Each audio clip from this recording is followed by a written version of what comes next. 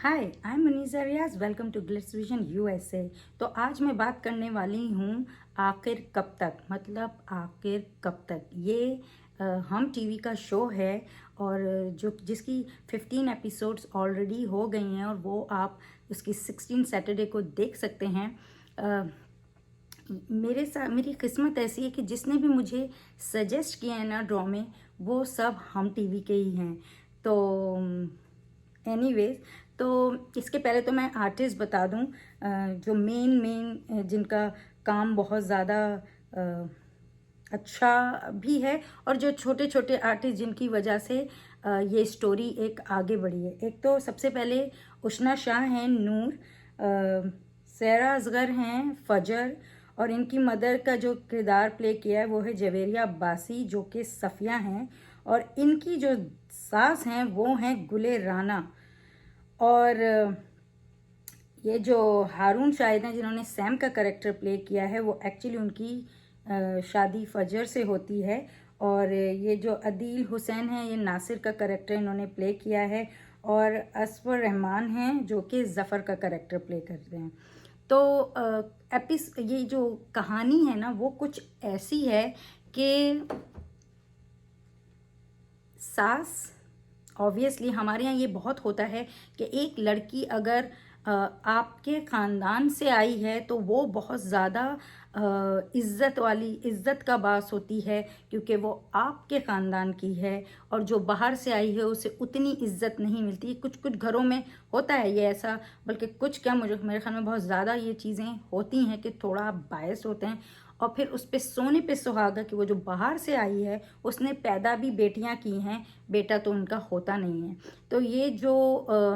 नूर और फजर की माँ होती हैं ये काफ़ी, मतलब एक तो क्या होता है ना, जब आप शादी होके आए हैं, जिस तरह से आपको घर में ट्रीटमेंट मिला है, जिस तरह से आपने ज़िंदगी गुजारी है, वो बहुत असरअंदाज होती है। और उस घर में स्पेशली क्योंकि वो बाहर के, तो उसको तो बोलने का भी हक नहीं है। यहाँ जो बहन की बेटी आई है वो तो बोल भी सकती है, कर भी सकती है, जबकि वो सास की खाला की कोई इज्जत नहीं है, वो उनसे छुटकारा ही चाहती है। मगर इस तरह से हर चीज़ को जो उनकी तरफ से, मतलब सफ़िया की तरफ से सीधी बात जिसे कहते हैं ना, कि वो अगर कुछ सीधा भी काम कर रही है, अच्छाई भी कर रही है, तो उसे घुमा के जिस तरह से बुराई में लपेट के जिस तरह से उनके हस्बैंड के सामने बताया जाता है, उसकी मतलब इतना उसको, बेटे को वो किया जाता है कि वो अपनी बीवी पे हाथ भी उठाता है, मारता भी है। और उसका असर उनकी बच्चियों पे किस तरह से हुआ, ये होता है कि कोई बच्चा जो है वो बहुत सहम जाता है और कोई बहुत बागी सा हो जाता है, मतलब पूरा बिगड़ भी नहीं जाएगा तो वो स्टैंड करने लगता है, उसे वो गलत के अगेंस्ट खड़ा होता है। तो वहाँ जो फजर है वो बहुत सहमी रहती है, बहुत ज़्यादा अपनी माँ का पल्लू पकड़ के रहती है, बहन के साथ साथ रहती है। मतलब उसकी तो जैसे ज़बान, एक तो घर में उनको इतना राइट ही नहीं है कि वो लोग कुछ बात करें। अगर बच्चियां कुछ बोल दें तो फिर वो दादी जो हैं वो बेटे को लगाती हैं, और फिर बेटा जो है वो बेटियों पे गुस्सा और उन पे सख्ती करता है, और बीवी को भी सख्ती करता है, मारता है। और यहाँ जो एक बेटा है जिसके पास जो कि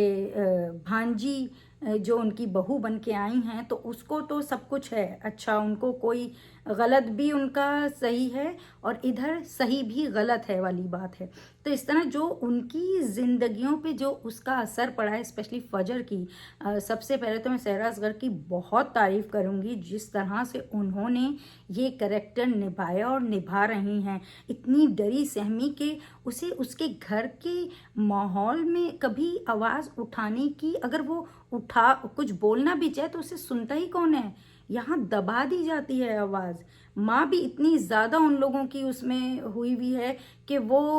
अपनी बेटियों को ही गलत मानती है, अपनी ही बेटियों को। इसको हर वक्त ये ताने जाते हैं कि क्या तरबियत की है, खुद भी गलत है और मतलब बिगड़े हुए हो, और अपनी बच्चियों को भी वैसे ही पाला है। तो मतलब इस तरह की जो घरेलू ये चीज़ होती है ना, ये जो सासें करती हैं और ये जो बच्चों में फ़र्क करती हैं और बेटों के जो कान भरती हैं, और ये जो बेटा भी जो है ऐसा है कि बस माँ ने जैसा बोल दिया चाहे वो अपना यहाँ से कुछ है ही नहीं, और बीवी के बहुत बहुत ज़्यादा शक दिखाया उनको। खैर, इसकी स्टोरी कुछ ऐसी होती है कि वही घर का माहौल इस तरह होने की वजह से और फजर का इतना सहमा होने की वजह से जब वो पढ़ना चाहती है, ट्यूशन लगाते हैं, क्योंकि नूर उनको कहती है कि इसे ट्यूशन लगा दें, हम ट्यूशन पढ़ेंगे तो हम एग्ज़ाम में अच्छे रहेंगे, और इस तरह हमको, क्योंकि वो चाहते हैं कि ये बच्चियां जो है ना ये घर बैठ जाएं, ये पढ़ाई ना करें, क्योंकि दादी ऐसा ही चाहती हैं और बाप तो दादी की बातों से चलते हैं।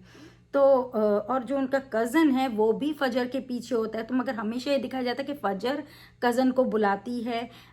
हमेशा ना कि वो कज़न जाके उसे तंग कर रहा है, उसके कमरे में घुस जा रहा है, उसको छूने की कोशिश कर रहा है। वो बेचारी इतनी डरी सहमी सी है कि वो अपनी आवाज़ भी नहीं उठा सकती है, और अगर वो उठाए तो उसकी माँ उसको ही बोलती है कि नहीं, तुम कुछ नहीं बोलो, क्योंकि तुम लड़की हो, कुछ भी नहीं, कि कोई बात ही नहीं करो, क्योंकि तुम कुछ बोलोगी फिर वो मुझ पे आएगा, और इस तरह से वो दबा दबा के ही बेटियों को रखती है। तो एनीवेज, तो इस लड़की के साथ ये होता है कि ये जाती है, क्योंकि जो इसका ट्यूशन का टीचर होता है ज़फ़र, वो जो है बुलाता है एक लड़की को ब्लैकमेल करके कि तुम, उसकी वीडियो कुछ उसके पास होती है, और वो उसको बोलता है कि मुझे ये लड़की ला के दो, तो वो उसको गलत बयानी से लेकर जाती है, और जिसकी वजह से वो उसे हरास करता है। और वो जो है वो तो इतनी बेचारी डरी सहमी से होती है कि वो आके चुप डर के रह जाती है, लेकिन जब वो बताती भी है तो उसकी माँ उस चीज़ को दबा देती है, और जो दूसरी बहन है, जो नूर है, जो कि आवाज़ उठाती है, उसकी आवाज़ को भी दबा दिया जाता है कि तुम मेरे लिए और मुसीबतें नहीं बढ़ाओ, क्योंकि वो अगर कुछ बोलेगी तो वो उल्टा उन्हीं को इल्ज़ाम मिलेगा। और ये इस तरह की कंडीशन में जहाँ लड़की ऑलरेडी एक चीज़ से गुजर के आई है, उस पे भी उसके साथ गलत बात ये की है कि उसकी शादी भी कर दी। मतलब एक लड़के की ज़िंदगी ख़राब कर दी आपने, क्योंकि आपको अपनी बेटी को इस घर से निकालना है, और यहाँ तक कि उसकी शादी कर दी। उसको जो सपोर्ट माँ से मिलनी चाहिए, माना ठीक है वहाँ नहीं मिले, मगर एक माँ अपनी बेटी को सपोर्ट कर सकती है, खड़ी हो सकती है उसके लिए। जो ज़िंदगी गुजर गई, जिस तरह से भी गुजर गई, लेकिन अभी जिस तरह से बेटी को उसकी ज़रूरत होती है, वो ज़रूरत को भी वो लोग दबा देते हैं। हर तरह से बस बच्चियों को ही बोलते हैं कि तुम नहीं करोगी, तुम ऐसा कुछ भी नहीं करोगी जिससे उस माँ के ऊपर मुसीबत आए, क्योंकि उसको इल्ज़ाम दिया जाए। और जहाँ वो लोग भी, जो उसके चचा के, मतलब ज़फ़र और नूर के जो चचा के बच्चे हैं, जो गलत इल्ज़ामात भी लगाते हैं, क्योंकि वो चच्ची जो हैं वो तो खाला की बेटी हैं, तो वो तो उनके तो सारे गुनाह माफ़ हैं। वो आके इनको गलत ही दिखाती हैं, और फिर दादी भी ऑब्वियसली उनका साथ देती हैं, और इस तरह से हमेशा इन्हीं लोगों को गलत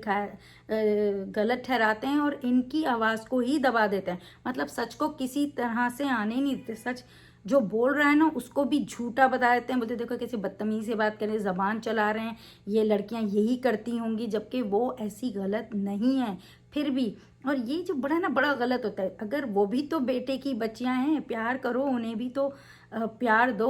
आप ठीक है बहू के साथ अगर आपका नहीं वो जम रहा, लेकिन वो बच्चियां तो आपके बेटे की ही हैं। बट एनीवेज, तो वो माँ जो दबा रही है, कर रही है, और फिर शादी भी करा देती उसको, बहुत फोर्स करके बोल के, जबकि वो नहीं चाह रही होती है, मगर फिर भी उसकी शादी करा देती। अब जब वो उधर जाती है शादी होके, तो शादी की रात में वो, उसका शौहर जब उसके पास आता है, तो उसको उसमें वो आदमी दिखता है, ज़फ़र दिखता है, और वो चीखना शुरू कर देती है और बेहोश हो जाती है। मतलब उसकी ऐसी हालत रहती है कि वो एक जो लड़का है जिसने शादी की है, माना उसको सीधी सादी चुप रह, बहुत ज़्यादा वैसी लड़की नहीं चाहिए थी, एक सीधी सादी सी लड़की चाहिए थी, लेकिन ऐसी बीवी भी नहीं चाहिए थी कि जो ऑलरेडी जिसको एंजाइटी अटैक्स होते हैं, जिसकी ज़िंदगी में इतना ज़्यादा घुटन है, वो वैसी लड़की आके घुटन ही बांटेगी और कुछ नहीं देगी। और इसमें डेफिनेटली बाप सबका रोल है, दादी का है, बाप का है, क्योंकि वो बाप जो है वो माँ को मारता है, तो वो देखती है बचपन से, तो उसको शादी नहीं करनी है ऐसी शादी, क्योंकि उसकी नज़र में तो यही है जो उसने देखा है यही शादी है जहाँ पे एक आदमी औरत को मारता है, उसकी आवाज़ को दबाता है, उसको कोई राइट नहीं, उसने तो वही देखा है। तो वो जब वहाँ जाती है तो ऑब्वियसली उसके दिमाग पे वो असर है, वो लेके जा रही है। उसके अंदर कहाँ कुछ खुशियाँ हैं ज़िंदगी जीने की, कहाँ कुछ आरजू है, एक सहमी घुटे हुए माहौल से आने वाला ऐसा ही होता है। तो वो वहाँ जब जाती हुई चीखें मारती, फिर भी वो लड़का जो सैम है वो बहुत ज़्यादा उसको अंडरस्टैंडिंग, बहुत नाइस दिखाया कि वो बाहर जाके भी इसकी शिकायत नहीं करता या कुछ नहीं करता, बल्कि इसके साथ रहता है। उसको भी बीवी चाहिए, लेकिन वो बीवी तो उसको छूने भी नहीं देती, वो हाथ ही एक दफ़ा पकड़ लेता है तो इतनी चीखें मारती है। और वो अगर पलंग पे सो रही है तो वो सोफ़े पे है, अगर वो पलंग पे तो वो सोफ़े पे सोती है। तो इस तरह से दिखाया है। फिर एनीवेज तो उसको इजाज़त भी नहीं है कि वो घर आ सकती, क्योंकि माँ नहीं चाहती है कि वो घर आए। और यहाँ जो नूर है वो बहुत स्टैंड लेती है, बात करती है, मगर आखिर में उनके बाप को हो जाता है फॉलेज, और उसकी वजह से उस नूर को ही अपनी पढ़ाई छोड़ती है और अपने बाप का बिजनेस संभालती है। यहाँ जो है ये फजर की जो स्टोरी चल रही है उसकी वजह से जो है, अब उसकी सास भी जो है फजर की, जबकि वो इतनी मोहब्बत से प्यार से लाती हैं, लेकिन जब उन्हें अंदाज़ा होने लगता है कि कुछ सही नहीं है और ये मैंने अपनी बेटे की ज़िंदगी ख़राब कर दी है, क्योंकि यहाँ तो कुछ है ही नहीं, यहाँ तो ऐसा कुछ है ही नहीं कि वो मेरे बेटे को खुश रख सके, और मेरा बेटा स्ट्रेस में रहता है। एज ए मदर उनका कंसर्न ठीक है, लेकिन वो बेटा क्योंकि उसने एक लड़की को लाया, वो जानता है कि वो इतनी बुरी नहीं है, लेकिन कुछ उसका प्रॉब्लम है, वो उसे डॉक्टर के पास भी ले जाता है, दवाइयाँ भी उसकी मतलब स्टार्ट कराता है, इलाज करता है। क्योंकि जब पहले इसका लड़की के साथ जो हरास करते हैं, तब उस टाइम पे उसकी माँ जो है ना बिल्कुल भी उसको डॉक्टर के पास नहीं ले जाती है। उसको उसकी बहन बोलती भी है कि इसे ले जाएं साइकोलॉजिस्ट के पास, थेरेपिस्ट के पास, बट नहीं, वो कहती है नहीं, क्योंकि उसको इतना ज़्यादा वो है ना, एक हमें डर रहता है ना कि अगर किसी ने बात किसी को पता चल गई तो हमारी बदनामी होगी, हमारे साथ बुरा होगा, हमें इल्ज़ाम दिया जाएगा। तो इसकी वजह से वो उस टाइम नहीं ले जाती। और बाद में ये इस तरह की जब हरकतें देखता है तो ये अपने दोस्त से बात करता है, और उस दोस्त की बीवी जो है जब इससे मिलती है और देखती है कि कुछ इसका चल रहा है, कुछ सही नहीं है, तो वो सजेस्ट करती है कि इसको ले जाओ, और वो उससे बात करता है और वो फाइनली मान जाती, क्योंकि नूर हमेशा इसको समझाती कि तुम इस घर से निकल गई हो, तुम अब बाहर हो, तुम उस घर को अपनाओ। और इस क्योंकि फजर ने कभी देखा नहीं है ना अपने घर में इस तरह का माहौल, अच्छा माहौल जहाँ आज़ाद हो आप बात करने के लिए, तो वो जब उस घर में जाती है तो उसे बस डर ही रहता है। उसके लिए वो दुनिया इतनी अलग है कि उसे वहाँ मुश्किल हो रही है, क्योंकि उसने तो घुटा ही माहौल देखा है ना, और यहाँ आज़ादी है, यहाँ बोल सकते हैं, यहाँ आप जैसा जीना चाहें जी सकते हैं, और वो उसके लिए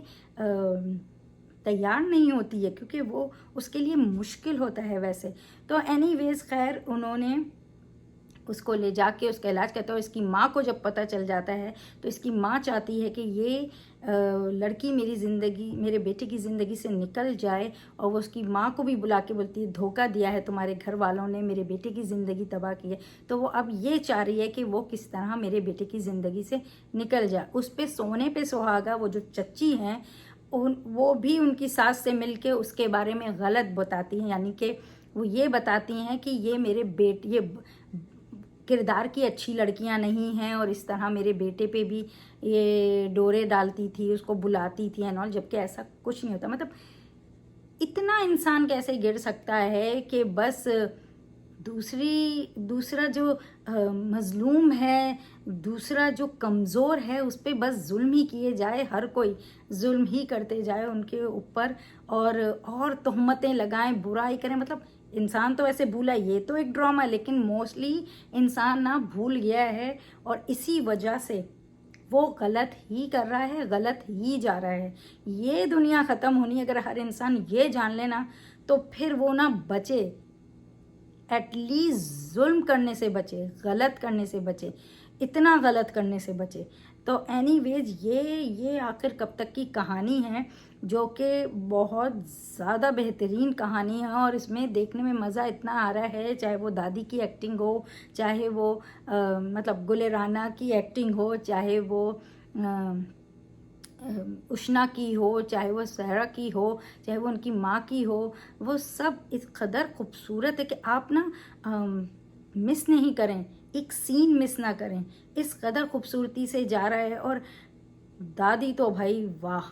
मतलब मुझे सबसे अच्छी ना वो दादी की एक्टिंग लगती है, और फिर वो फजर की। बाकी सब ऑब्वियसली सब बेहतरीन जा रहे हैं, लेकिन वो जो सहमा हुआ होता है ना, ये चैलेंजिंग रोल्स होते हैं जो आप करते हैं ना तो आप और निखर के आते हैं एज ए आर्टिस्ट। तो बहुत अच्छा है, आप ज़रूर देखो हम टीवी पे आखिर कब तक। और कीप वॉचिंग ग्लिस vision USA for more updates, reviews and news, and don't forget to subscribe our channel. Hi, this is Shruti Sharma, and you are watching me on Glitz Vision US.